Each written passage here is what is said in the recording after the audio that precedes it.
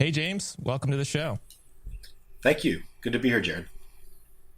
You have contributed to something that I find quite remarkable, and that's that you have made accounting something that's interesting to me. How did that happen? I'm not exactly sure how I made accounting interesting to you. Um, I'll be honest, accounting was not interesting to me for a long time. And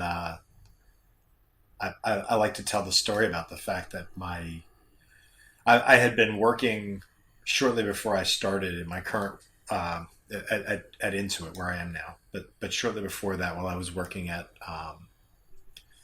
Bottle Rocket here in Dallas. And by the way, Bottle Rocket, I was working on some really fun stuff. I was working on Showtime, Lego. Like I was working on like dream clients, and Intuit came in, and I really didn't know much about them. I was not an accountant. I was not a small business owner. I was on a very short list of people that was not a TurboTax user. But they came and we did a project, and at the end of that project, the GM of that business came back and asked me if I would like to start a design center of excellence for their professional tax group. And I said, that sounds like a grown up job. Like, thinking to myself, that really doesn't sound fun.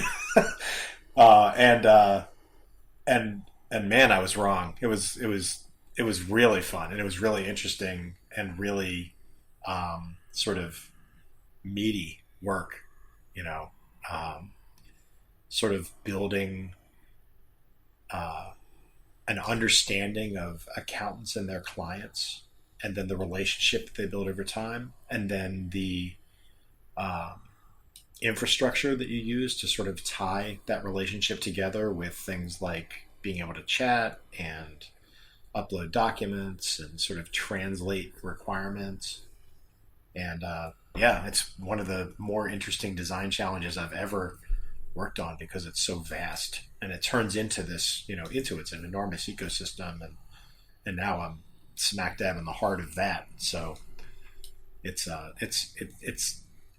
expanded almost exponentially since I've started working there, from this like very simple project and this very sort of narrow team to sort of the far reaches of artificial intelligence and financial data and identity. So your current role is at Intuit. Will you share with folks kind of what Intuit is, in case they're maybe they Sure. are, but in case they're unfamiliar with what Intuit is, and what's your day job there?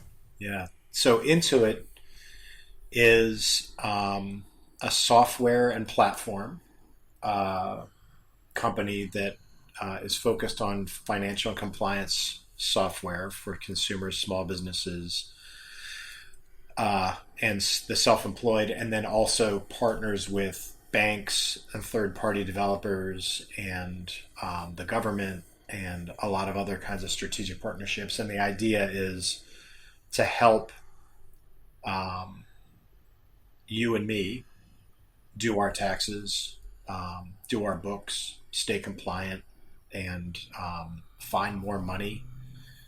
So thinking about things like financial advisory through things like Mint. So the products that we make that people have heard of would be Mint, TurboTax, QuickBooks Payments, QuickBooks Payroll, QuickBooks Time Tracking. We have a full ecosystem of consumer and small business software. And then we also make some expert um, experiences as well, to help co-serve the needs of those customers. And my role, so I'm the vice president of design and product for the platform acceleration team, which is a central team that sits inside the CTO organization. So I have a team of about 50 designers and design support that sits at the center, focused on three big pillars. Two of them are data related. One is called ID 360, which is really identity, and then the other is the Intuit Data Exchange, which is how we integrate with banks and third parties, um, and pull down transaction data to automate some of the experiences that our customers use. One of the products that I'm most familiar with from Intuit is TurboTax, and it seems to me it's been a wildly successful product. And I'm biased, but I think part of that story has a lot to do with design. What do you think about that? What do you think about TurboTax's success? Oh yeah, I mean, and keep in mind, you know, to define design here for a minute, like understanding that TurboTax is an innately human-centered product. Um, they've spent an amazing amount of time deeply understanding the customers that they serve and what the big problems in sort of tax preparation are, and then really shaping a product around serving those needs. And so it's how that shows up for your average customer is it feels easier. It feels even fun to do your taxes. It's a light and delightful experience, which is not something that a lot of people associate with tax preparation. And you know, like I'm sure that my dad, when he was in his basement with a pencil doing his taxes back in the day, would be like, I can't imagine that this would ever be something that somebody would describe as fun. And yet, we're going to make this fun. Yeah, and really, you know, what they did was they came up with a way to sort of say, "Hey, tell us about yourself." And as you sort of just unpack who you are and where you live and where you work and how much money you made last year, in more of sort of an interview format, like kind of think questions and answers. You know, artificial intelligence and rules logic engines behind the scenes are frantically putting all that information where it needs to go and filling out a robust view of who you are and therefore what your tax liability is going to be. And then, all right, pay this and you're on your way. And yeah, so design helped understand what the problem was, through research and through what we call like follow me homes, where we would actually go and sit with our customers in their houses and say, tell me how you prepare for taxes. And they'd be like, oh, hang on a second. And they'd go in the closet and they'd bring out a shoebox full of receipts. And they'd be like, so I'd keep everything here. And then sometime early in April, I pull this thing out and I take all these things and either I dump it on the table and I figure it all out and I add it all up and then I do my taxes. Or more likely, I pick this thing up and I go down the street to this person that's been doing my taxes for 20 years and I dump this box in their lap and they sift through it and they figure out what they need and then they do my taxes for me. So anyway, all that to say, it's really interesting how much of the tax process happens for a person outside of software or anything like that. And it's you know, you don't find out about that until you go to their house, that you don't learn about the shoebox and the, you know, bizarre stacking systems that they create to sort of, you know, pull these things together. Because I think probably everybody can connect with this, but you know, how you deal with paper in your life is just this really big, interesting, almost unthought of complication of like, is this important or not? If it's important, does that mean I need to destroy it or should I save it? If I need to save it, how do I save it, for how long, and all this kind of stuff like that. You know, just the paper piece of financial record keeping is just like a huge emotional opportunity. And so anyway, so there's the design that is uncovering and framing the problem, and then there's the design that's going out and spending time iterating on ideas, experiments, prototypes, and eventually specifications, and then turning that into polished software that then gets usability passes and all that kind of stuff. So, you know, yes, design has touched every aspect of why TurboTax is such a great product, and and has made it one of the most popular kinds of software in the world, which is really kind of awesome.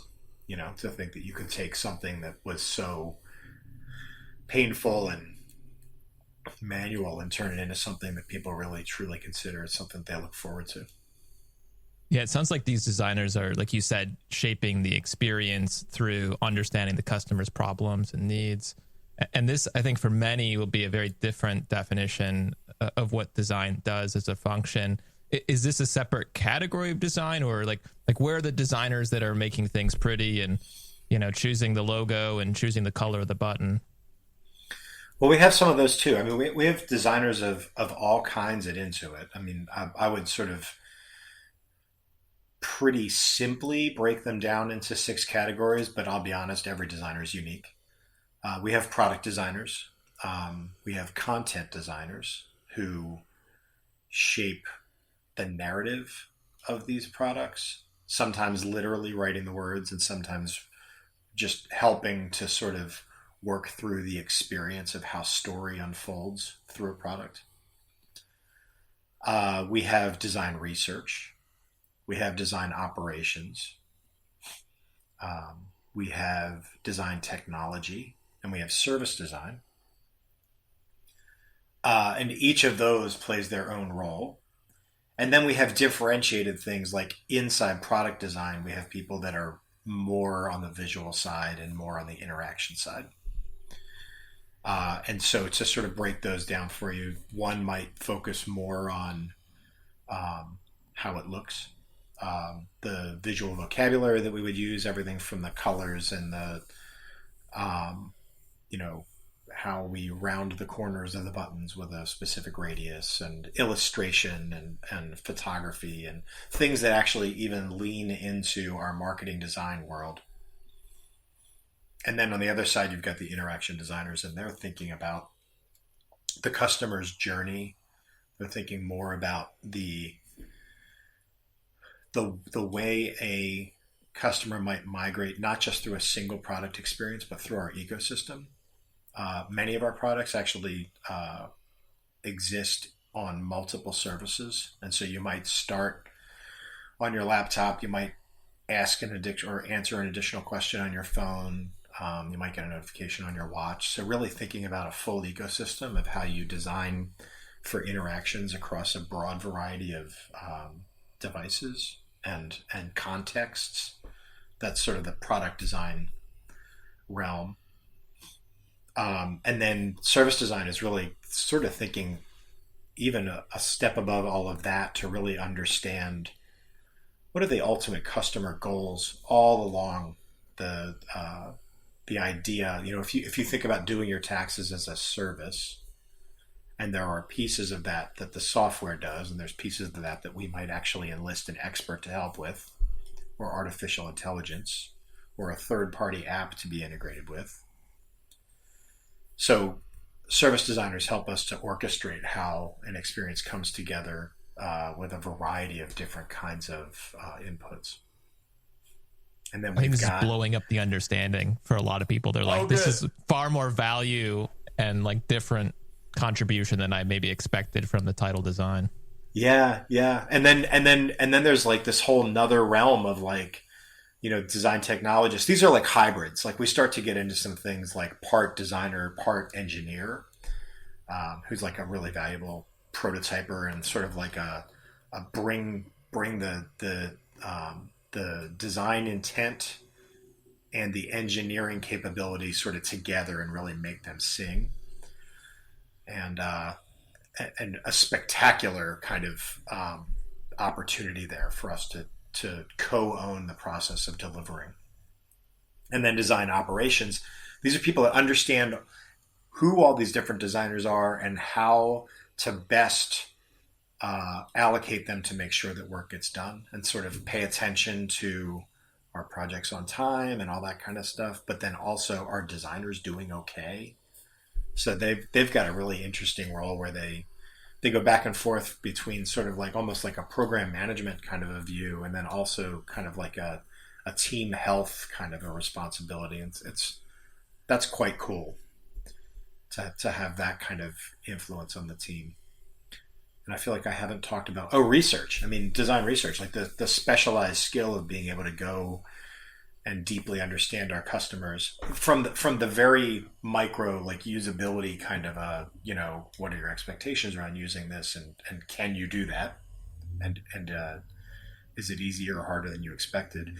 And then at the other end of the spectrum, like really exploring what we would, explorative and generative research, where we're using new insights that we gather from customers to inspire new products or features or ecosystems of value based on unmet needs. So there you go. Yeah, there's a lot of different kinds of designers, Jered. Totally. I wanted to speak to the folks that maybe are familiar with design or are designers for a moment here.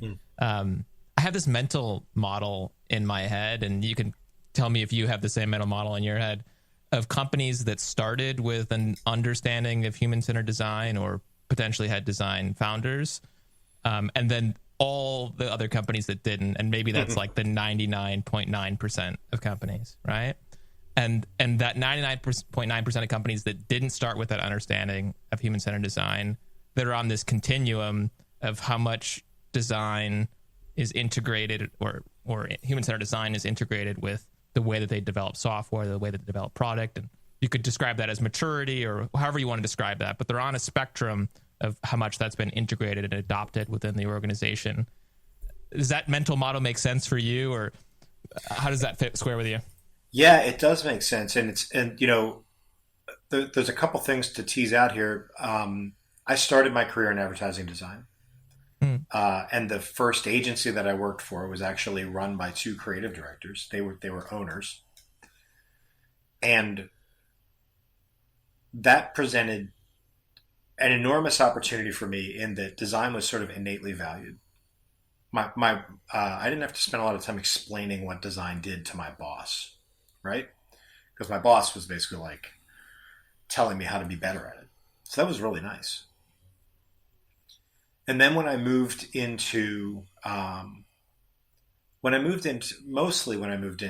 software design, but even as I moved into like a more digital focus, like I remember having a creative director he was a traditional creative director. He was great. He was very patient and very smart and very good at sort of traditional advertising. But teaching him about digital advertising was a bit of a trick, and teaching him about the difference between human-centered design and sort of like design that starts with the customer and that starts with journeys and really understanding the needs of the people that you're designing for is almost a flip of what advertising is. Advertising is like, looking at a product and trying to uncover its value that makes it exciting or new to somebody, and kind of inventing need, right? So advertising, I always looked at it as like, oh, I'm inventing need. I want to teach you to want this. And human-centered design is kind of the reverse. It's like, what do people need? And then like, what could we make that would matter to them? And that was a bit of a flip for me. Okay, so then when I took that idea, as I was working in this new realm of human-centered design and started working for more and more people that were not themselves designers, I realized that a third of my time, if not more, was spent teaching them what design was and why it mattered. And that it wasn't just getting empathy for your customers, and that it wasn't just, sticky note sessions where we, brainstorm and then make some decisions and then go do some stuff, and that it was really about embracing all of the different kinds of design that I just explained, that, that you're thinking about the artistry, and you're thinking about the narrative, and you're thinking about how ideas and technology can really sort of like beautifully intermingle. And that was my opportunity to teach. And I think you're right that there's an enormous number of companies that have sort of fallen into the fact that experience design, that human-centered or customer experience focused design is, important. And many of them are going through sort of the digital transformation now, which is like customer back and, starts with data that in turn is a picture of the customers that you serve. But I think that, even Intuit, which I consider a very strong human-centered company, is still wrestling with that they're an amazing technology company, and that they are a very strong design company, and that they're also like a customer obsessed company. And these things have this really wonderful tension, and none of them is winning. Although, if you look at the breakdown of where the dollars go, some of us are getting more than others, and that's cool. And I think that's honestly part of being a tech. In fintech, a lot of money goes into the technology because technology is expensive, mm-hmm. and building it is expensive. But I do think that I benefit enormously at Intuit from a company that has a culture that is grounded in Scott Cook, watching his wife at the kitchen table trying to balance her checkbook and deciding right then and there, like, there's a better way to do this than what she's doing. And that moment of observing somebody struggling with a problem and having an aha, that's a design moment. And Scott wasn't a designer, he was an entrepreneur, but that was a human-centered observe the problem in action and use that observation as inspiration for what's next. That's a human-centered origin story, right? And from there, it was not hard for designers to sort of like pile into it and embrace, yeah, that's human-centered design, Scott. We can do that too. And continues to be a powerful piece of how we innovate at the company. Even in his chairman status, he loves to roll up his sleeves and ask questions about how teams are innovating, and it's a real treat to be able to sit down with him and have him question your logic and drive holes through your ideas, and he's very good at it, and he's very nice, but he'll be like, yeah, see that? This is like this whole thing that somehow you've missed. I'm like, oh my God, you're so good at this. I want to rope in the folks who maybe aren't designers and are still listening to this conversation. If a company follows a more human-centered design approach, it seems to me so far from what you've said that they will be more likely to create a product that solves the customer's problem, solves their needs, and I would imagine is like a more beloved, and you could say a better product. And so, and the better product maybe leads to more successes. A bit like, what are the incentives that's driving some of these companies to fall in after they've already been in existence to this approach of designing software? I think at the end of the day, I think the major takeaway is that experience matters, and that experience wins.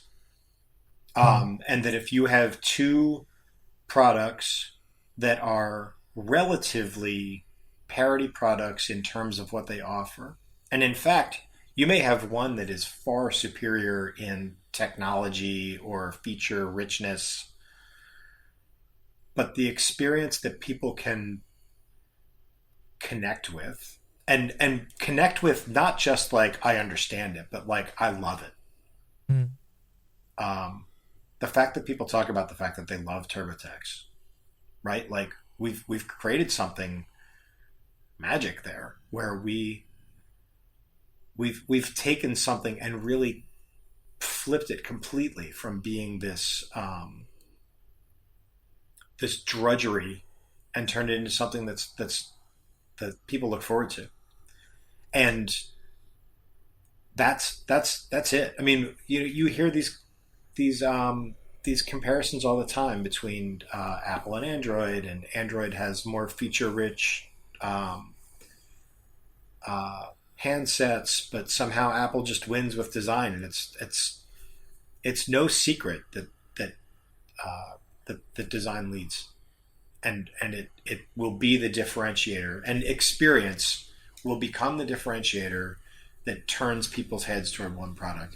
And sometimes that's because they're just not all that tech savvy, and there's something about the design that actually puts more humanity into it and takes a little bit of the technicality out of it.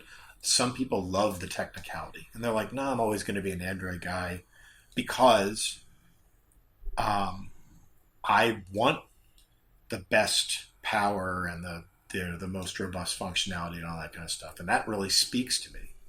And there's a lot of other people that are like, oh my God, I just love the way it feels in my hand. Like that's intentional. You got to know that Jony Ive and those that have come before and after him are sitting around with prototypes. They're not necessarily spending all their time poking the buttons on the phone. They're spending a lot of their time going, feel that. What do you think? How does that feel? Because you're going to have to pull this down in and out of your pocket 400,000 times. Do you want to hold this? And they have conversations like that. It's awesome. I like what you said about, what did you say? The best experience wins, and that you can create products that aren't just easy to use, but that people love. What do you think? Are there certain levers for love, like certain levers to make a beloved product? Sure.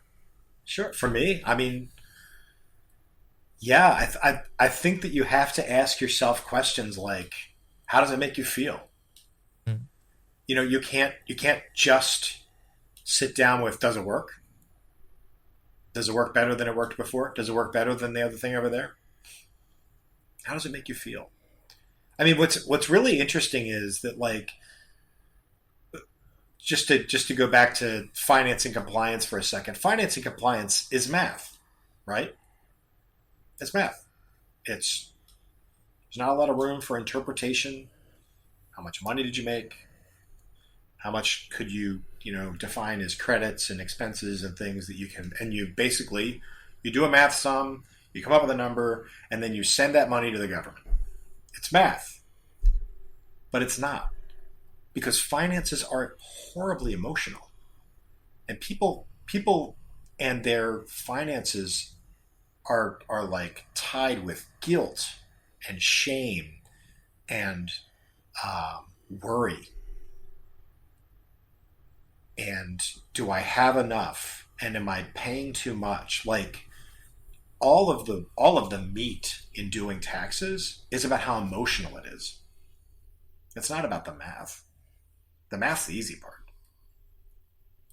How do you make people feel confident as they're doing something when in the back of their head they're thinking, if I make a wrong decision here, is some person from the IRS going to come knock on my door and spend the next 3 years digging through my old receipts and am I going to owe more money, right? And part of that is that, money is also tied to our ability. It's tied to our definitions of success. It's tied to our, the lifestyle we live and all that kind of stuff. It sits under everything that matters to us. And so, yeah, like designing an experience and asking questions like, how does it make you feel? Is important. And watching people, not just for what they say, but like the faces they make and the body language where they sort of like pull away from things when you're talking to them. It's like, I saw that. What's that about? You're recoiling in disgust. Tell me what that is. And they're like, it just made me think of this time that, that I, and they'll tell you some like rich and sort of dark story about money. And when we talk to accountants, they say the same thing. They say that they feel like they're part psychologist Mm. or psychiatrist with their clients, because these conversations about saving and about spending and about, you know, investing and saving for the future and all that kind of stuff are all tied up in their own hopes and dreams and fears and you know, shame and all that kind of stuff. And so yes, so there are levers, absolutely, and those levers are a combination of um, things like how it looks and how it feels and how it sounds. And we have an opportunity to really reflect back to our customers that we see them as people, and we have explicit principles in the way we construct content. For instance, I remember one thing that's like, we won't be taxi. We don't want to talk taxi. We just want to talk like human beings. Because when you use these words, they do the same thing. They create this sense of I don't know what that means, and that moment is connects them back to the fear of finances or the fear of getting it wrong. And so we try to make that language as simple and as human as possible, and that's to make them feel good and to give them confidence. And visually, you want it to be friendly. Now, again, we have different customers that we design for, and so we've got experts that if you put our consumer experience in front of our experts, they would say, "Take the training wheels off this thing. I want to go fast." You know, like that they think like math, and they're like, "Just show me the math." And when we show them graphs, they're like, "Cool, show me the table." So like, you know, our accountants really like numbers. You know, they appreciate the right kind of sort of visuals, but they really sort of they glom onto the numbers. Our consumers are much softer. They're much more like, tell me why this matters and what I should do, and you know, tell me I'm doing it right. Yeah, you're touching on something that I want to diverge for a second on, which is designing for consumer and maybe power user, or maybe consumer and enterprise could also encapsulate what you're describing. Yeah. Like, this is my experience, and you can tell me what you think of it. With consumer, simplicity is much more valuable, because you want to keep folks engaged. You want to entice folks initially. You don't want folks to leave your experience, or certainly to be confused. And an enterprise and with power users, like an accountant, for example, there's less concern about keeping them engaged, less concern about things being simple, because they're already knowledgeable in the field. And the value instead is about efficiency and about speed. Like the set of priorities for these users are very different and often lumped together, and like speed and efficiency and simplicity and enticing for power user and consumer respectively. Yeah, and you know, we use principles to guide the way we design for these different audiences, and I think that you're right, but I don't think that it's binary. Like I don't think it's either a consumer experience or it's an enterprise experience. I think it's a continuum, and I also think that our customers spend time in more than one pair of shoes. So you may be a consumer, but you're also starting a small business, and you actually do know a little bit more about the numbers. Hmm. And you might be a little bit more curious about, tell me more about the details. Explain to me why this happens. And then you may get to this expert level, and like you said, or like I said, take the training wheels off this thing. I want to go 130 miles an hour. However, they're also a consumer. And so in the moments when they want to slow down in key places where they are maintaining a relationship one-on-one with one of their customers. That's one thing. So like They're like fast, fast, fast, fast, fast, fast, fast, fast. But when they're getting ready to have the conversation, they're like, I want to double check it. I want to spell check it. I want to make sure that this looks good. I want to slow down. I want to focus. The word that you used around the consumer experience. I want to be engaged and focused in this one moment. So there are places inside that expert's workflow where slow is good. And we learned that by observing and by watching, where they go, wait a minute, I want to like check that and double check it, because we were like, look, you can type a letter here, and then you can go over here and do this other thing, and then when you're ready, that letter and this thing will just go. And that scared them to death. They're like, I need to see it all before I send it out. So like there needed to be a preview place where you could sort of pull it all together and look at it. Because they have these emotional moments that matter, because they realize that if something goes out and confuses or erodes their credibility with their client, that they may never get it back. And they've learned that the hard way. And so they're very careful in that moment.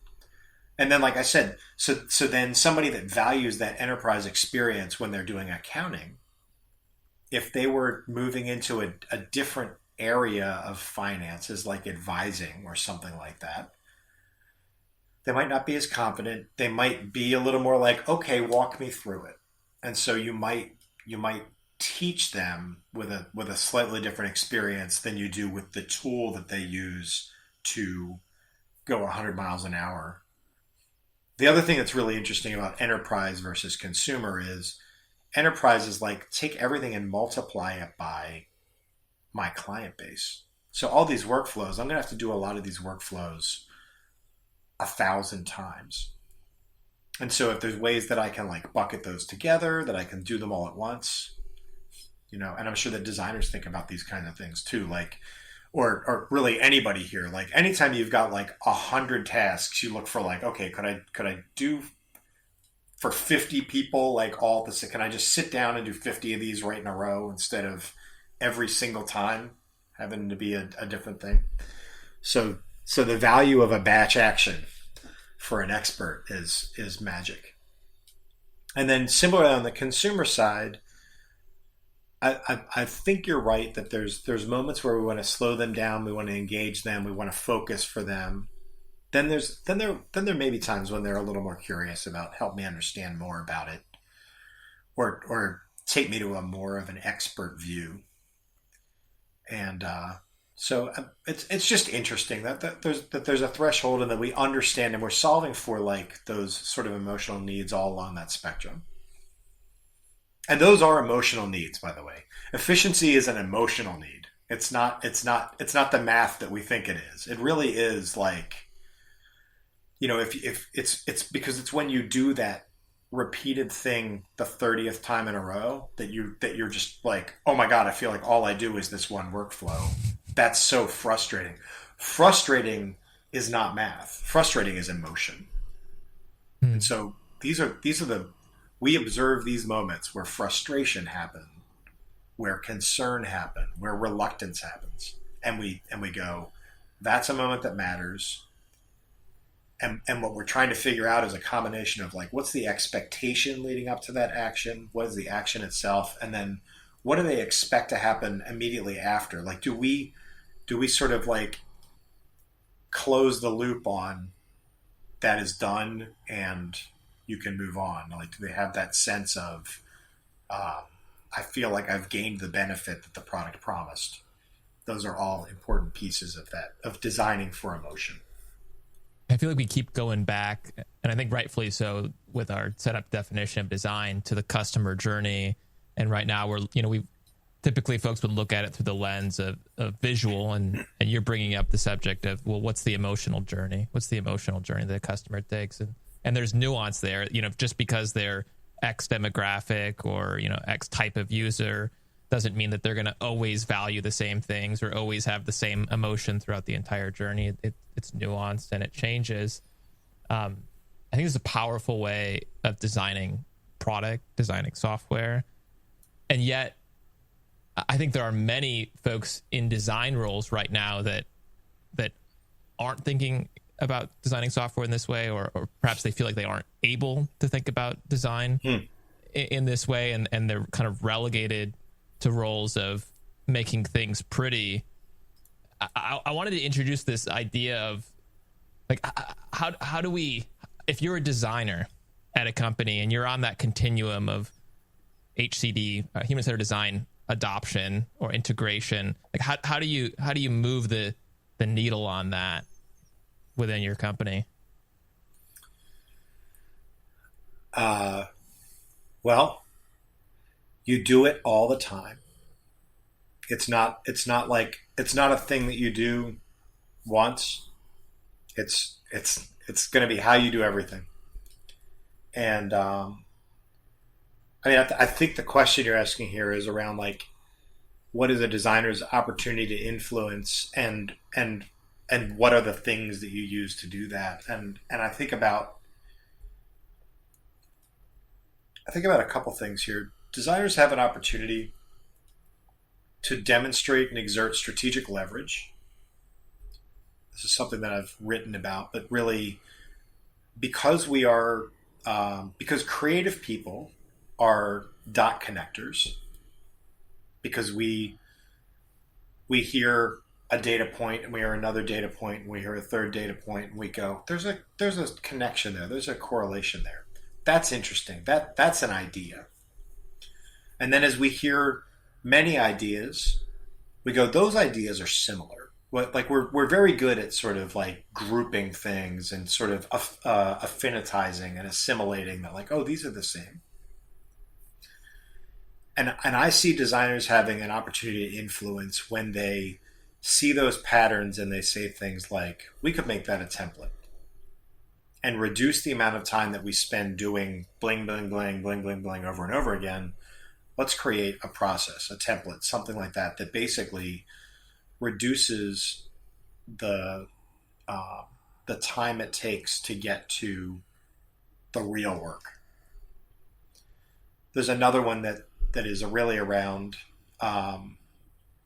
just recognizing that other people are doing a similar job that you're doing and being like, hey, could we either do this together much faster, or could you do it for us, and then could we actually do two other things that you're working on?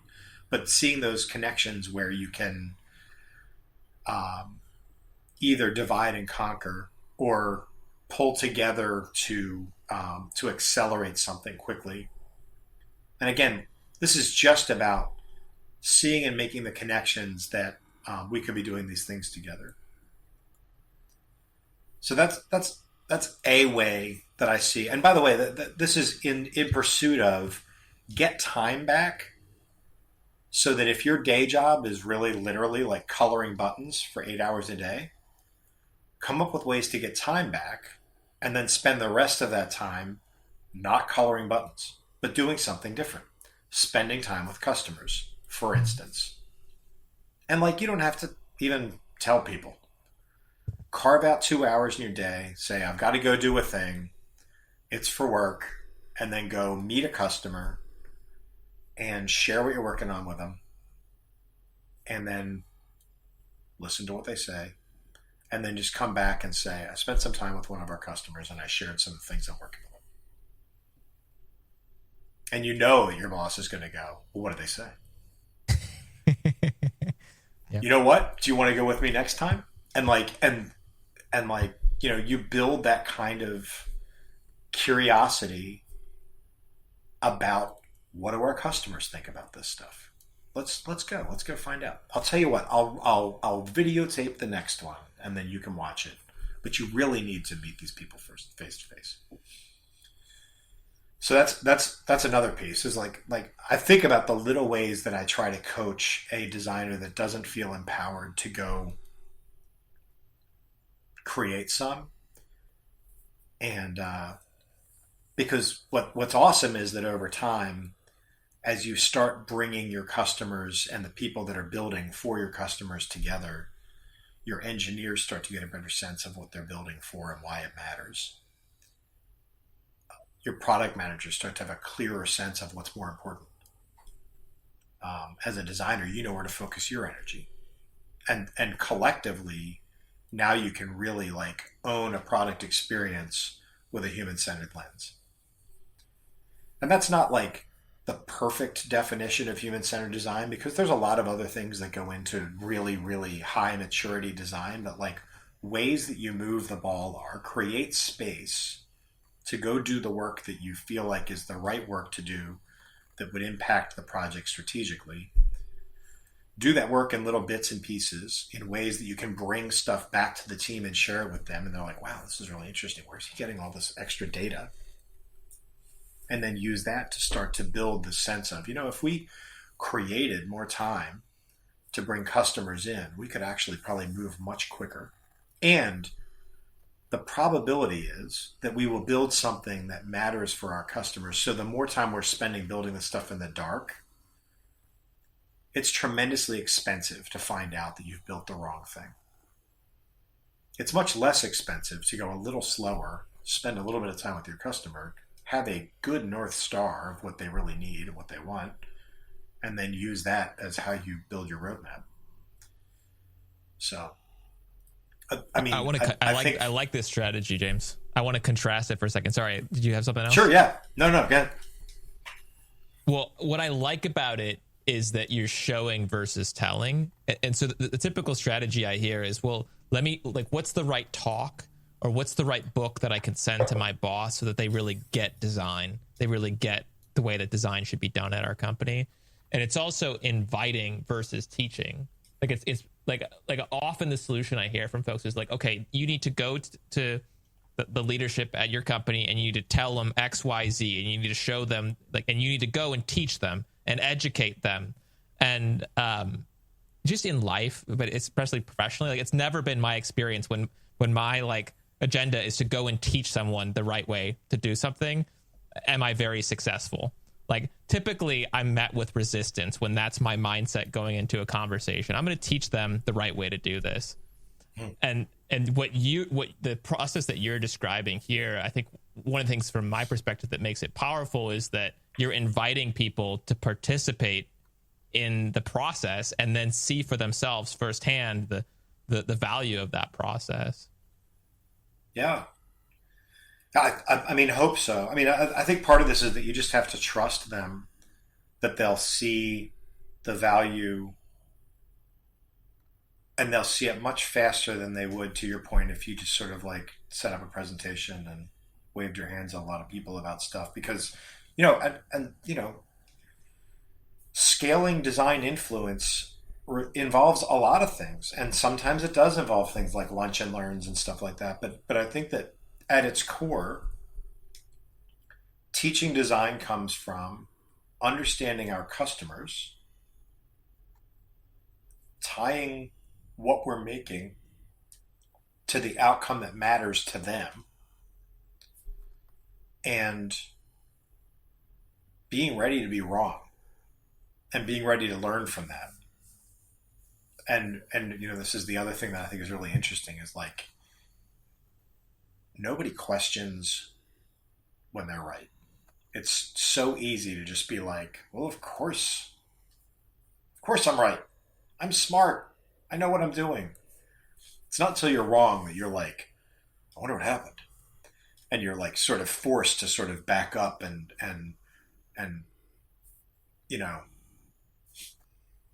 think critically about I guess my assumption was off. I guess my experiment was broken. Whatever it is. But that idea of pushing yourself to learn even when you're successful is really important. And I think that's what I was trying to get to, Jered, which is more about be curious. Don't and by be curious, I don't mean spend the 5 hours that you saved creating templates. Don't spend that at your desk well, I wonder what my customer's doing. And then Googling it. But go do that. Go do curious, right? Go meet them and find out what they're up to and create uncomfortable experiments where you're like standing in front of people you don't know and asking them to interact with your phone. And Curious in the you'll world learn versus curious in your head. Yeah, exactly. I mean, it's so important as part of the process for a designer to spend time, and for anybody that spends time building things with the assumption that they will be used by others. You have to just like go out into the world and like every now and then have an out of body experience where you're like standing in the supermarket and you're just like, what is that woman trying to figure out when she's looking at that can of beans? Like, what is that moment about? Like, just slow down and like watch like a little moment like that unpack. What are they looking at? And if they put that one back and pick up another one, and then they put it, like, don't be afraid to just go, what's the difference between those two things? What are you looking for? And, you know, just to find out, like, why do people do the stuff they do?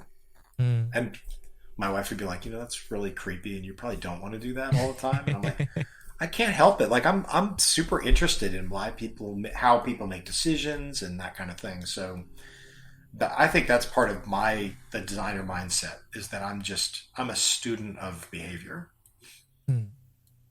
Yeah, there's almost like I don't know if this is the right term for it, but like an anthropology. There's almost like a curiosity about human beings, curiosity about human psychology, that I think if you have that innately, if that's part of who you are, it puts you at a huge advantage as a designer. Yeah. And people that are doing design research are probably far more qualified from a, you know, PhD and actually observing people and all that kind of stuff. I'm just actually interested. I'm not saying they aren't, but I'll just stop and watch something like that happen. I'll be like, I want to know what's going on there. And that's served me really well. And by the way, that serves me well, not just trying to understand what our customer is going through, but what my boss is going through, or what somebody on my team is going through. Or with, you know, like I'll just walk into a room and I'll see a bunch of people with like weird looks on their faces, and I'll be like, what's going on in here? And then they'll sort of like, they'll be like, well, let me tell you what we're working on. And they'll share the problem, and you know, we'll have a discussion about it. But I am not afraid to walk into a room that I probably don't belong in and just be like, what are you guys doing? So, well, let's talk about that. How some of these skills translate into leadership. You know, I feel like we've fleshed out a pretty rich definition of what design is or can be within an organization, especially experienced design. So what's the role of a leader, a design leader in that space? Maybe a manager at one level, and then as you go up, well, how does your value and contribution change? I hope that my value and contribution, as I've entered into the ranks of vice president, is about asking the same questions, the same human-centered questions of what is the experience that's resulting in this moment when we're talking about an outage in our data pipeline or whatever. So being curious about that piece, and how are we measuring that, and who is that, who's the customer that's impacted here, and what do they do next? Are they calling care? Are they quitting the product forever? Like what are they doing now? Which is just really just to bring the conversations, these technology-based conversations, back to the customer that we're building these things to benefit. So that's a piece of how I work in a more sort of like executive level. You don't want to lose the core foundational questions. Right, exactly. Of you know, bringing the customer back into the conversation, especially some more of the technical conversations. And I'm not alone. And that's not like that's just my job, and the technical leaders don't do that.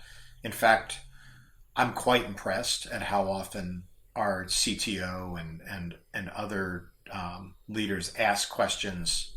Our CEO asks questions around like, tell us a little bit about what is the customer experience when this happens, because I think it's I think it's great role modeling that our executives are universally interested in what does the customer feel in that moment. So that's pretty cool. As a design leader, I have Can I underscore that for a second, James? Oh yeah, sure. You brought up a principle that really resonated with me, which is just role modeling. Like as a leader, what you model, the questions that you ask, the things that you talk about, the things that you seem to value matter a lot to the folks on your team. And you can't lose touch with the things that you expect the team to value and the team to do if you're not doing those things yourself, or if you're not valuing those things. And just saying you value those things, in my experience, isn't enough. Yeah, Jered, we talk about what we call the say-do ratio of leaders to really to do what you say and to role model what you preach. And I think that both of those things are tremendously important, and they go to this deeper notion of authenticity, which is I am a human. I am not some figurehead, ivory towered guru. I am not. I have a lot of experience in a lot of different things, which gives me a unique perspective to be able to connect a lot more dots than your average dot connector. I think that's really the biggest benefit I have, is that I'm old. And what comes along with that, and that in that oldness, I've also, enriched myself by working in a lot of different industries and working with a lot of different kinds of people. You've been observant too.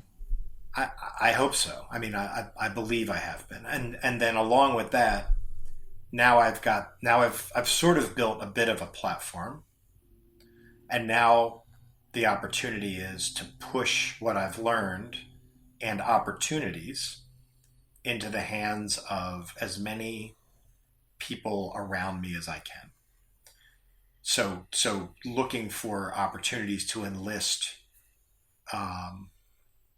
my design managers to take on more responsibility, and asking them to do the same, to turn around and look at their team and say, how can we grow these people individually with experiences by helping them build relationships, by doing that kind of stuff, by looking for ways to diversify the talent that we have at Intuit in as many ways as we can, geographically, certainly ethnically, but any and every way we can, because those perspectives, by the way, those are the dots that I don't have, right? Like I don't have the experiences that folks that grew up in Atlanta or who had a family that bootstrapped a small business in Columbus or something like that are just like totally unique, and they can in turn teach us so much about the emotional opportunities of finance a small business, right? Because they've got a whole different experience when it comes to how money ties to emotion for them, and they can help us design a more richer experience for that. So that, I feel like that's probably the biggest opportunity I have, is how do I diversify our pipeline and push opportunities into the hands of the next generation of designers, and make sure that we're getting better in all the right ways for all the right reasons. You touched on authenticity. I wanted to continue that note, authenticity in leadership. I'll just share from my own experience. For me, it seemed like there was more and more disincentive to be authentic the higher I moved up in rank. And I wonder what your experience has been with moving up in rank, and whether there are sacrifices that have been made or need to be made to level up in design leadership. I think there are. I think it's important to preserve your whole self. Um, you know, a simple story. I came from Bottle Rocket, which I love that place. And I was the freest version of me that I've ever been there. And I've taken to describing it like it was like working in a cantina from Star Wars, because you were just surrounded by like the most awesome characters of every description, and you just totally. I kind of both felt like I fit in and like I was never like I was always the odd man out. Like it was just the coolest, weirdest place. There, I didn't dress very well. I didn't have to, and I cursed a lot, Jered, like a lot. When I left, they gave me a card, and in the card, every single person said "F you, James," and they meant it like a nice thing, Endearing way, in an endearing in an way. endearing way, because I'd been using the F bomb as endearing language for 3 years with them at Bottle Rocket, and when I brought that whole self to Intuit, I realized first of all that Intuit's definitely got an executive presence about it. And that was quite uncomfortable for me when I first got there. And they'd hired me as a director, and so I was an executive. And there was a lot of coaching around like executives have to sort of like shape their behavior a little bit, pal. I was like, all right, got it. And I don't think I've cleaned it up perfectly, but I think it's changed. I think that one of the things that's important is that leadership does require intention. It requires this sense of like I have a sense of what outcomes I want to drive. I have a sense of how I'm going to organize this team around that. I want to enlist them in the process because I don't want to just go, here's how it's going to go down, and you go do this and you go do this. So I've got an idea, but I invite them in to help shape that and to co-own the creation of how we define those outcomes and then how we organize for success there. And there's a little bit of like you have to control what kind of information you send to who and in what order, and so some of that shows up in sort of just being a leader is that you just have to be choiceful in how much detail you unload on everybody all at once. And part of that is that information in effect can be used to nudge people the correct directions. And if you just unleash it in a big cloud, nothing happens. Nobody knows why they know what you've just told them.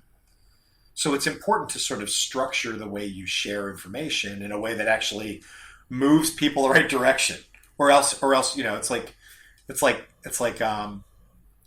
cutting cattle. Like you have to know that you want the cattle at that end of the pasture, and then you have to like push them there. And if you just run into the middle, all the cows will just run everywhere. So you got to like come up with like a plan to sort of like move everybody to one end. So that was, that's a piece of how leaders have to sort of cascade information and by the way, I don't know that I'm great at it, but I recognize that language and information is in effect a tool of not just influence, but of like organizational dynamics and like shaping and moving people to action. Yeah, it seems like one of the core responsibilities of being a leader is bringing people together, keeping them together, and moving people in a similar direction. And I like your cattle analogy. Yeah. And communication is such a central part of that, of bringing people together, of keeping them together, of keeping people moving in one direction. There's so many things that come to mind when you brought up that subject. Just on the detail that you give and who you give it to, on the stress that you unload or don't unload on certain people that you're facing. Yeah. on Yeah, saying things multiple times to get a message heard, yeah, on on yeah, introducing an idea early before you make big changes. There's a lot of communication things. and man, I've done every one of them wrong at least 5 times. And I am in the same way that I am a student of behavior and observation. I am a trial and error expert. And I think that's a part of it is I'm not afraid to get it wrong. I'm not here to get it right the first time, or what is it? I'm not here to be right. I'm here to get it right. But getting it right takes time, and takes mistakes. And I think that's just back to that concept of authenticity. The authenticity will usually give people. They will usually view you with his heart's in the right place.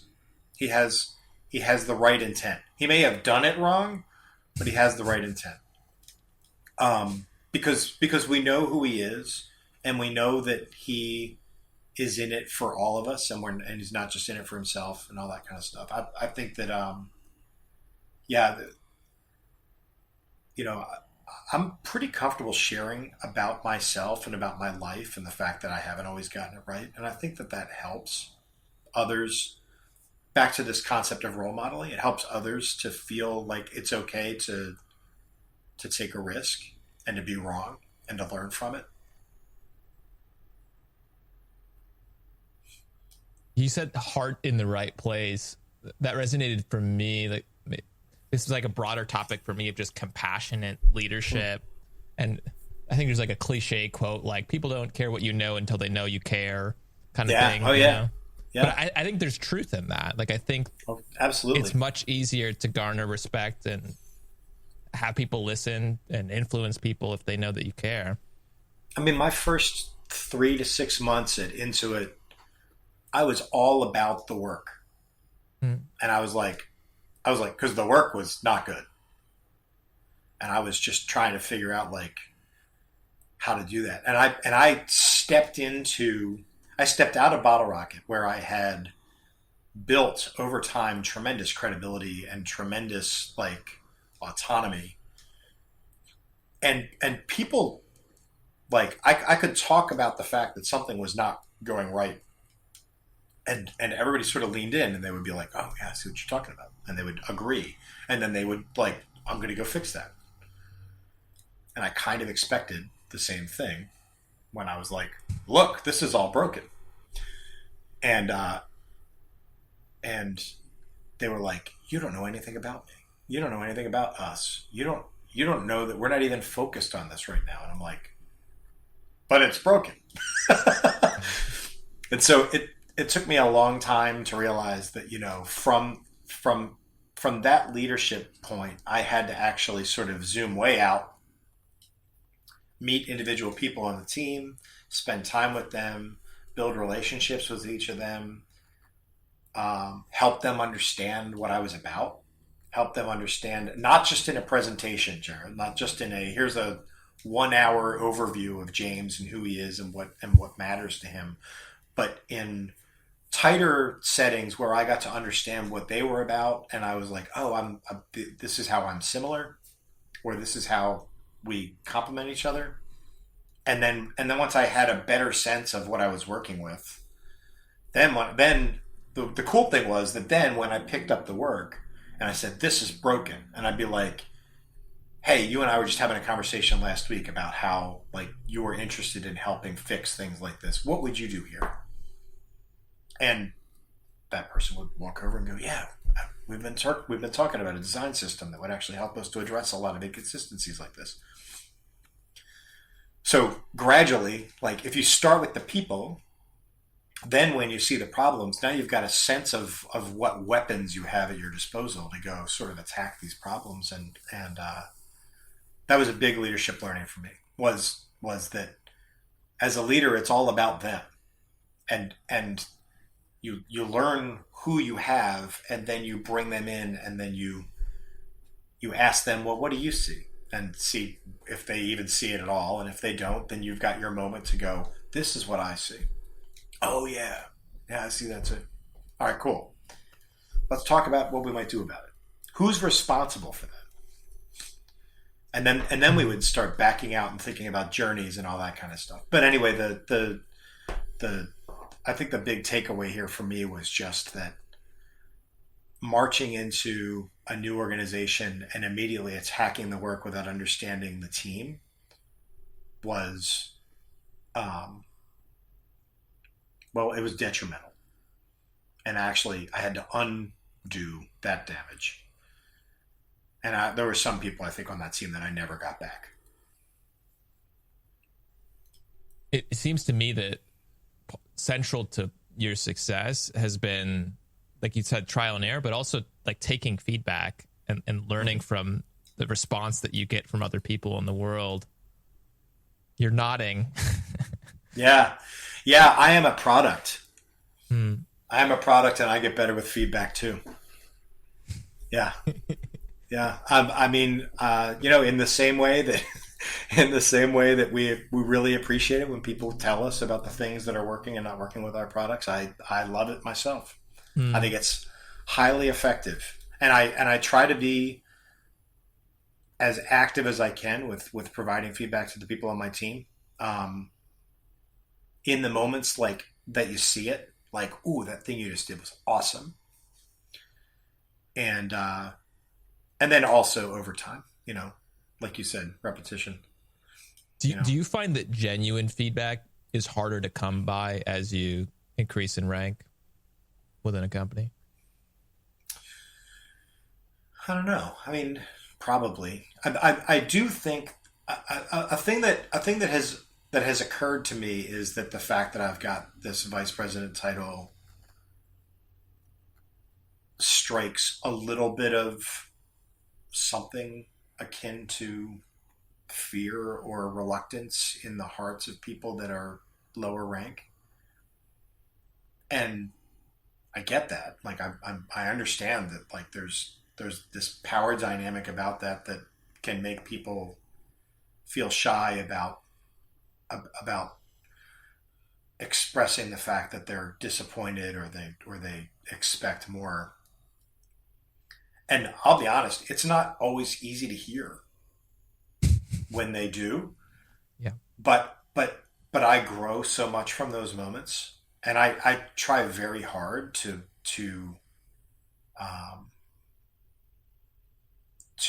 sort of both feel the feelings of the fact that this doesn't feel good. Like, what you're telling me does not feel good. But then also recognize that, like, well, that probably means that it truly is an opportunity. And not just an opportunity, but like a really good one worth working on. And something that I can then say, hey, I've heard this. I'm curious.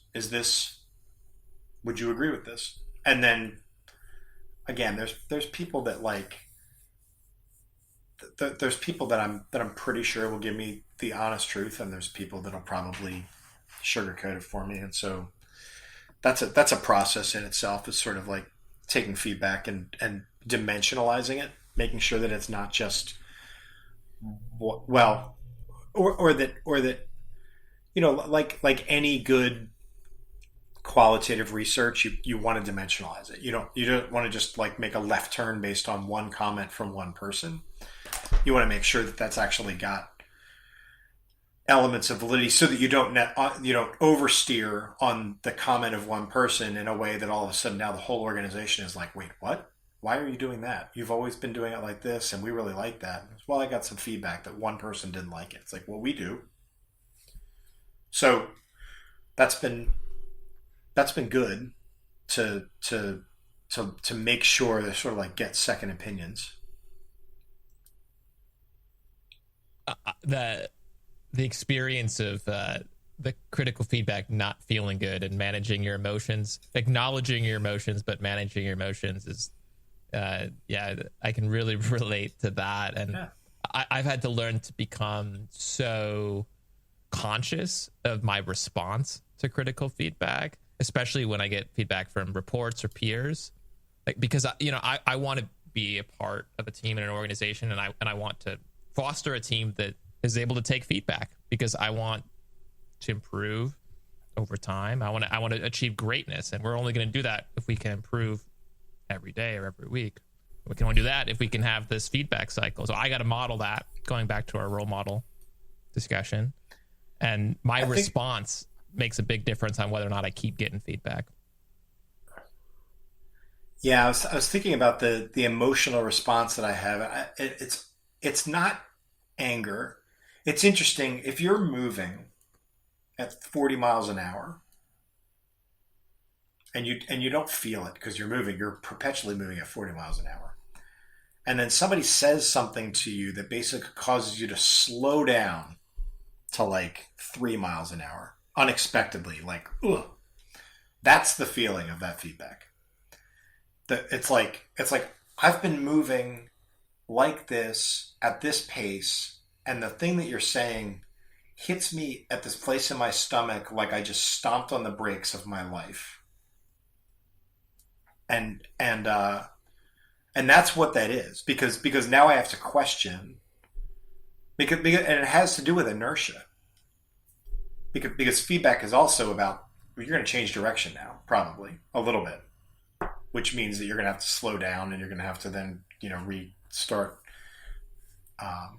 And that's, it's valuable, but that's why it hurts to me. I think it hurts because I assumed I was going to be going 40 miles an hour for the rest of my life. And these moments when you slow down are, and they're very similar to when you find out that something with your product you missed, you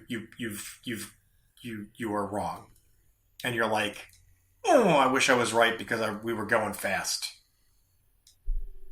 And it's like, yeah, well, sorry, you're not. So you got to slow down, and you got to like sort of like reorient, and then you got to pick a new direction. And that's that sort of like speed shifting back and forth between sort of like cruising and introspection is a big piece of that. And it's a big piece of just growing over time. Right. So I think that's, for me, that's why feedback is so sort of complicated, is because it's a ding to my velocity. My reactive response to that kind of circumstance that I had to work on tempering was about explaining away the feedback. Like, I would be going in a direction, like you said, and I'd get some feedback about how it's not being done well, or how it could have been done differently, or maybe an effect that I'm having that I didn't anticipate having or didn't know I was having.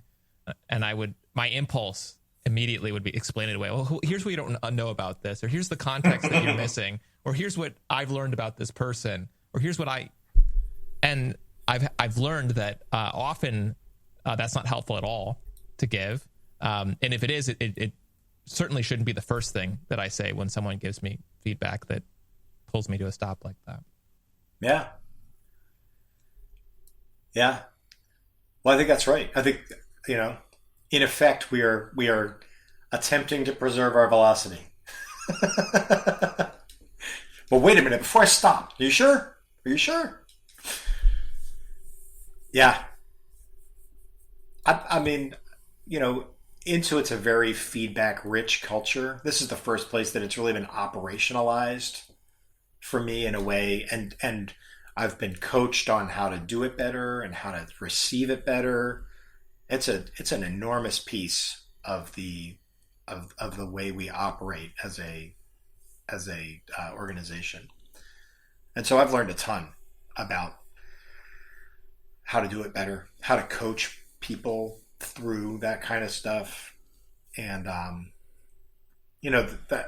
I really admire the fact that Intuit spends as much time investing in their leadership and turning them like really effectively, like operationalizing mentorship at the company by teaching us the skills of how to coach, not just tell people what to do, and how to help people set goals and then sort of manage those, manage the goals that they've set. So that stuff's all been really, I'll say that's been some of the most important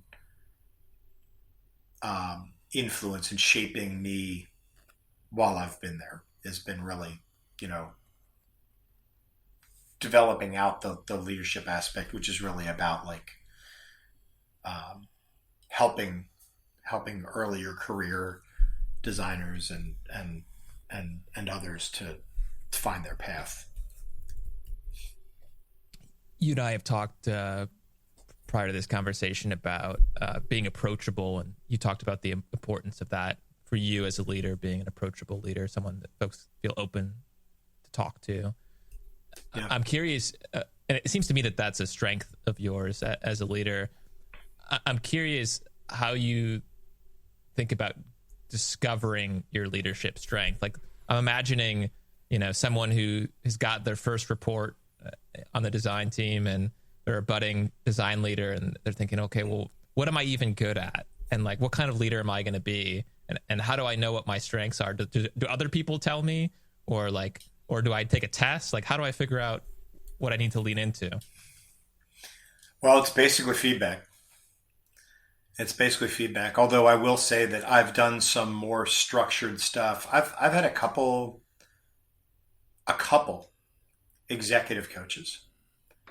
One, when I first got to Intuit and I was really struggling, like I said, I sort of stomped in there and then at some point I looked at my boss and I was like, "Can I get some help?" She was like, "Yeah, let's get you a coach."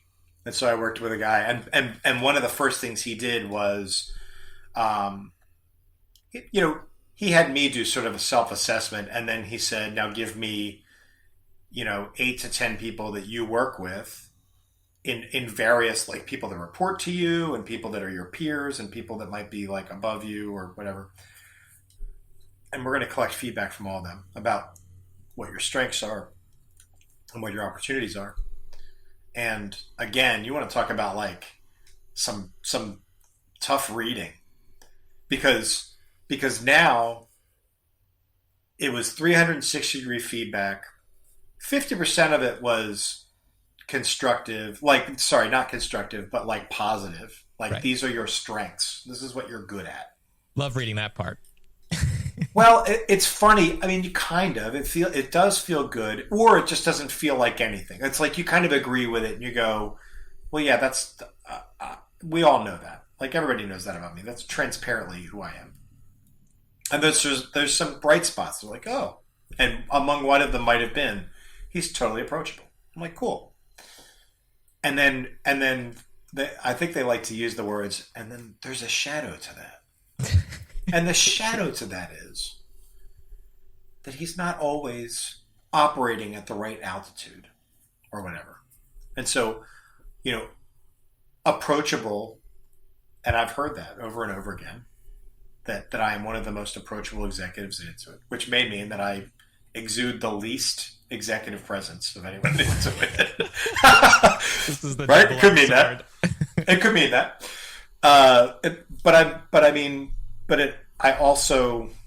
I make time. I create time to be able to spend it coaching early. Like, I have some sessions that I protect in the morning for the Awesome Design People list. I have separately office hours where like skip levels from my team can jump in and spend half an hour with me, and the time is theirs to do whatever they want. They might bring a goal that they want to talk about. They might just be curious about my journey or whatever. They might have some other thing that they want to talk about. They might be looking for advice or whatever.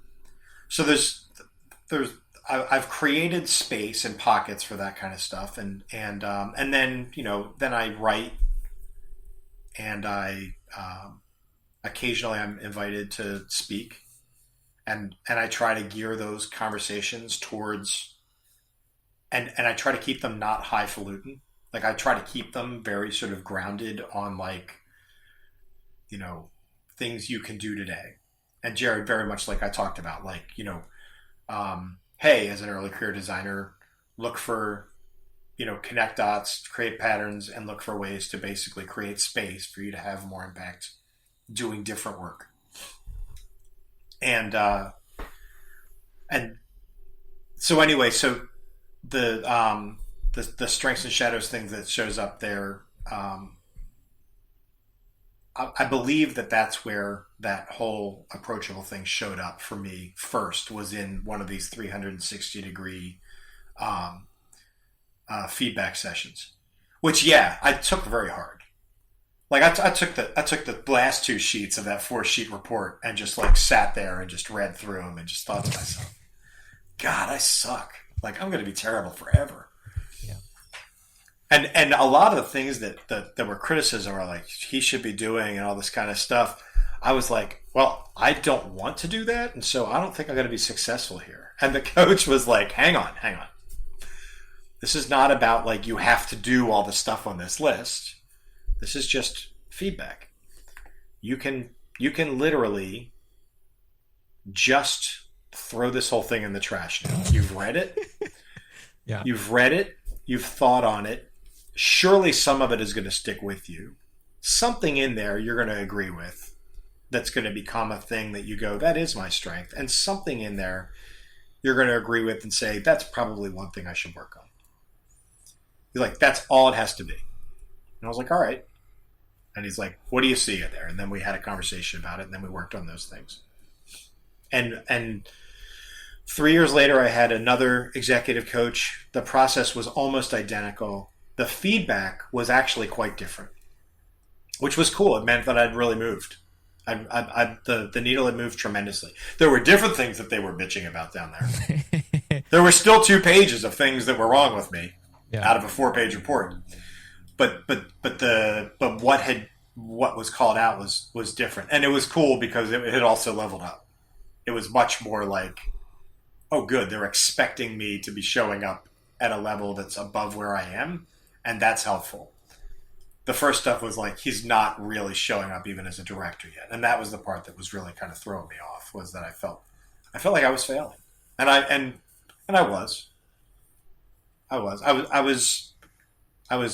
I was learning and thrashing as I did it, and it was quite difficult. That first year was really, really hard, but contributed to a tremendous amount of growth. Yeah, I feel like we're touching on that central pillar again of trial and error, failing, learning from failure, and that being a real recipe for success, a real recipe for growth and improvement, and getting something right. I think as long as you do get that, like as long as you get the lesson, as long as you come out of it right, because you can fail over and over again. But yeah, if the lesson reveals itself, and if you're motivated to find and learn from the lesson, then it's amazing, and so valuable to put yourself in positions where you are like incredibly uncomfortable, because it is the ultimate learning environment. We had my boss invited us out. This was my old boss, invited us out to a horse riding ranch in Wyoming, and we all learned, and none of us knew how to ride horses, and we all spent the day dealing with horses. And by the end of the day, I guess it was by the end of the second day, we were cutting cattle for real. Wow. And like I went from like really having ridden a horse that was like led on a rope by another person to steering a horse across the plains of Wyoming to go get a cow and bring it back. And it was exactly designed to be a learning and leadership experience. That was like the point. But I remember just like the utter alienness. I'd never been to Wyoming. I'd rarely been on a horse. The idea that I was going to do any of these things that they were asking me to do was just completely crazy. And all of this stuff was literally wrapped in leadership lessons. And we came back, and I still think about this all the time. I think about what a what a powerful experience it was, because this whole leadership team was all equally uncomfortable. You know, we're all good at spreadsheets or design or whatever. None of us was good at riding horses. And we all really had to sort of like, we had to be noobs together. And that was a really powerful experience. And I highly recommend it if you're looking for like a team building activity, like something that like nobody knows how to do. Yeah. And something that's like quite immersive. Yep. And And you challenging. get people, yeah, and you get people to sort of like, they have to embrace that vulnerability. They have to embrace the fact that they don't know anything. And then it all becomes, then your learning brain just takes over. And you're hyper aware of what's working for you. Oh, I'm going to try it more like that. And your communication goes up because you're all trying to figure it out together. And it's super powerful, and makes me love horses now. Now I want to. I mean, I was like, whatever. Now I'm like, oh, I would like to ride horses every day. That's awesome. A friend of mine moved out to Utah so you could buy horses, and he talks about how therapeutic they are. Apparently, this is tangent, but apparently people that suffer from PTSD, a lot of vets, they treat with horses. I guess Oh they're yeah, very therapeutic. yeah, but yeah. I mean, especially old and like kind of like chilled out horses are very. First of all, they're very emotional creatures, Mm. and there is a way to sort of like create empathy and sort of like an emotional connection with a horse. And that was actually a piece of what we did, which was really funny. Like you had to sort of like make friends with the horse, and but it was a wild experience for sure. So yeah, I'm sure that horses are therapeutic, and in fact, there's an organization here in Dallas called Main Gate. I think they help kids with special needs, whether it's like autism or whether they're dealing with some kind of mobility challenge, but they put them on horses, and it's it's spectacular. They walk them through like textured walkways and stuff, or the crunch of the hoof sounds different and stuff. It's a fascinating little thing they got going on in there. But really, at the end of the day, it's just riding horses, and I love it. We've volunteered there a couple times. You're getting me pumped to go try horseback riding. I might Yeah, just go and do that. yeah, you should. I wanted to wrap up with a discussion about mentorship. This feels like another central pillar for you. I know you mentioned a few times in this conversation. You introduced me to ADP List, which is a design mentoring platform. The network that we have in common, when I asked about you, they talked about your role in mentoring other designers. And I looked at your LinkedIn profile the other day, and I think you used the word mentorship or mentoring like 5 or 6 times. So it seems like it's a pretty important thing for you. What makes it so important for you? It feels like one of the most natural ways that I can give back. I think about different ways that I could volunteer to do something for the benefit of others. And like I've volunteered at a food bank, and like my value there is like, as somebody that can like pick stuff up and move it. And I've volunteered um,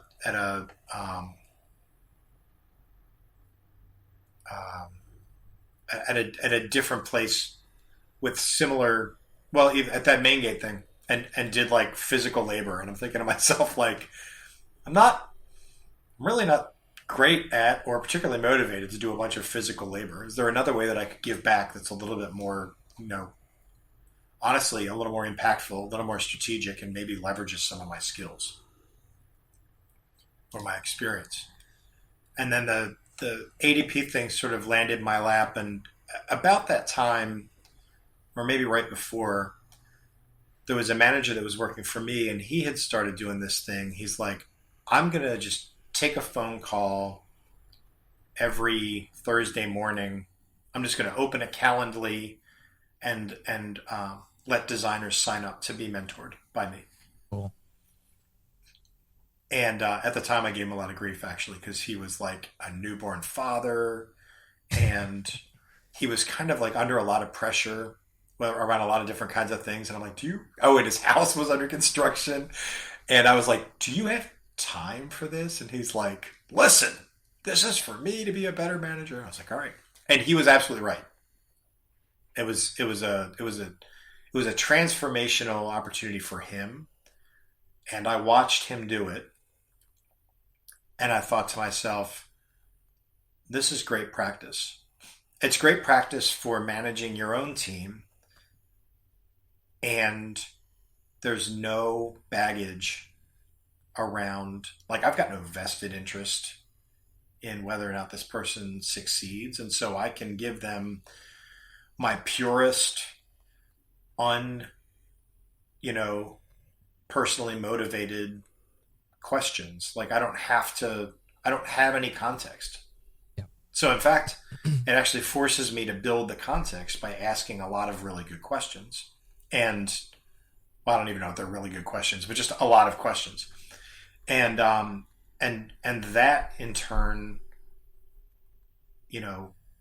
as I've told you, like, I love leaning on my curiosity. And what I get out of this is I just get to meet new people.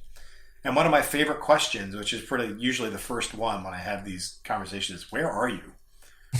And sometimes they're in New York, and sometimes they're in Dallas, and sometimes they're in, San Francisco, and sometimes they're in like Thailand, and sometimes they're in Germany, and sometimes they're in like Saudi Arabia. And I'm like, really? What time is it? So that's cool, but wherever they're calling from, my questions are very similar, which are like, what's your goal? Like, what are we doing today? What are you focused on? About 90% of them are thinking about, either getting their first job or their next job. And we spend a lot of time just working through, tell me about the job you want. Mm-hmm. And they're like, and they're quite vague, usually. Yep. Well, I want a great product design job. Where?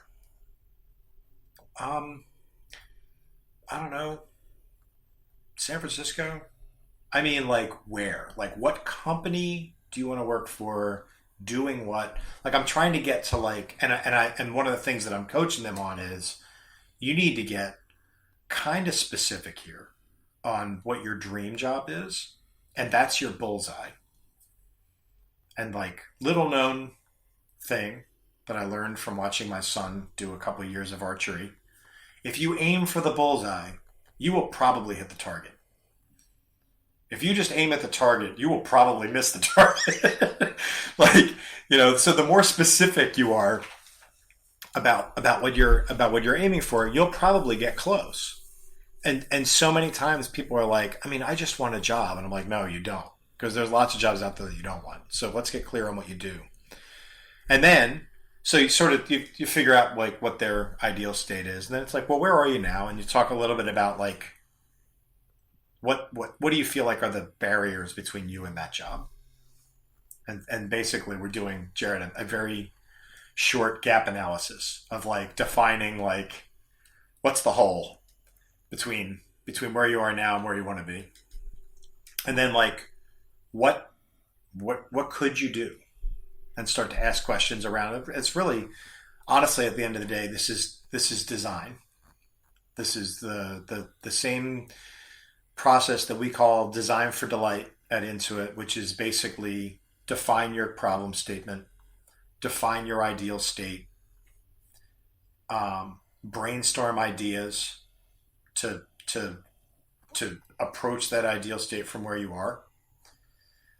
Narrow those ideas to the one that feels the best to you for a variety of reasons, and then unpack that further, that one idea further, and like what's the most important thing to find out if it matters or not inside that one idea. Call that your leap of faith assumption, build an experiment around it, go test it, and learn from it. And so I coach them on like what's your ideal state? What's your problem statement? What ideas what have you been trying? How will you know if that works? How are you measuring that? And that usually takes up about half an hour. So that's good practice for me to talk to new talent, to help them get clear. Pretty much in every case, it's mostly about getting clear on the goal and how they would measure it. And like I said, it's a great way for me to practice design thinking as a coach. There's this idea that I think underlies that was really powerful for me. This idea of like imagining or conceptualizing or envisioning what you want with a high level of clarity. And there's something about it's almost necessary. It's like you said, like you're aiming at the target, and you're much more likely to hit the target if you're aiming at it than if you're not. And there's a lesson there about like be clear, but not just, oh, I want to get a job. Be like radically clear. Like, no, which job, where, with which title, when. Like it's a very high level of detail, and you think, well, I don't want to go that high level of detail because I don't know. I might change my mind, or I might not be able to get that. That's another reason people don't become clear. They're afraid of setting something and then failing at it. Yeah. It doesn't matter. You can change your mind. You can fail and update it over time.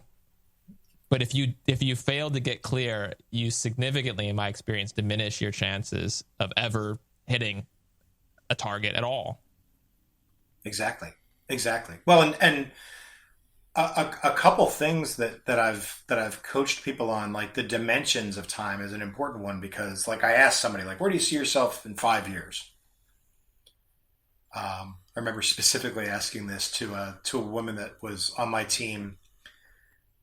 I was like, give me your 5-year out goal. And she's like, well, I'm hoping that I'll be a millionaire.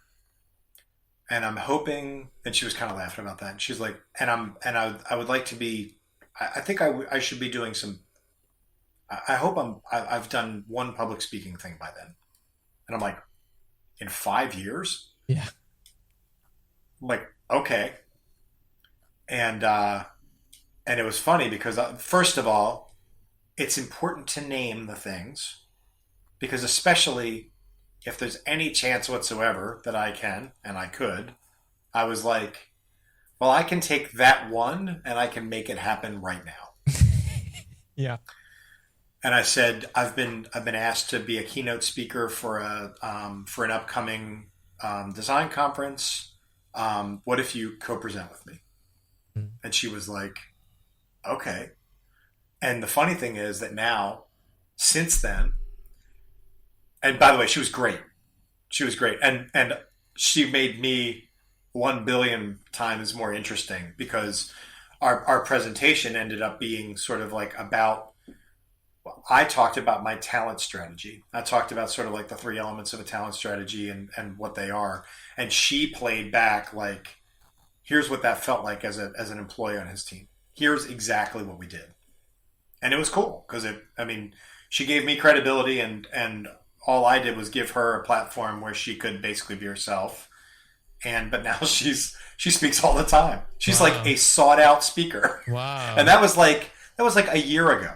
Wow. Like she's crushing it now. And we were just laughing about it the other day about, she's like, thanks to that one chance you gave me. I'm like, well, thanks for the fact that you told me that was important and we could make it happen. But so much of this is just about sharing what that goal is with people, because they want to help.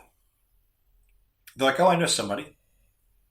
But if you try to do that stuff all yourself, that's the real power of networking is not just handing somebody your phone, is not handing somebody your business card and saying, I want a job. The real power of networking is, I have this goal that I want to do X, and they go, oh, I know a person who's doing that. Why don't you go talk to this person? I love that. Far too many people. I see far too many people at networking events that are just like walking around handing out business cards, and I'm like, thanks, but I'm not going to keep that. First of all, that's trash now. You should just be using Here, you throw LinkedIn. this away. Yeah. So, but yeah, I think that I think it's super important for use your goals as how you network, because that's the real, and that's what people are interested in. That's what makes you interesting. I love that story of this, this 5-year vision of, well, maybe I'll speak. And then now, a year or so later, and they're a sought after speaker. Mm-hmm. I love that story. It just shows the value that you can provide to folks and helping them articulate vision, and mentorship is a way of doing that. And I imagine the satisfaction that you must get, being helping be a catalyst for that, or in some small way helping that person realize that aspiration. That's awesome. Yeah, I mean that becomes the real payback of leadership. Is not the I've never been comfortable striding around with some expert title or some kind of like, oh, there's vice president of design. I mean, I guess some people get all excited about that, but no, I get excited by the fact that people from like my intern class have gone on to just great jobs. Some of them at Intuit, some of them at other great places, and and like the story of giving Aladrian a speaking gig, or helping my friend JB realize his dream to go work in Europe, like whatever it is, like the fact that I've been able to just sort of like have a small part and moving the ball to help these people achieve these little dreams of theirs is it's super cool. And it feels like it could go on forever. Like it feels like I could do that forever, and I would never get tired of it. And I would never get bored of helping people accelerate their career or clarify their vision for what they're going to do next. I love that. Let's end with that, man. How can folks stay in touch with you, connect with you if they're interested in getting a hold of you? I'm very uninteresting on Twitter, but you can find me there at James H-STR. And then I'm also, LinkedIn is really sort of the best place to just sort of find me, and I'm happy to connect with people, and then I have a link there to the ADP thing if people want to actually try to find 30 minutes with me. Thank you so much, James. Anything else?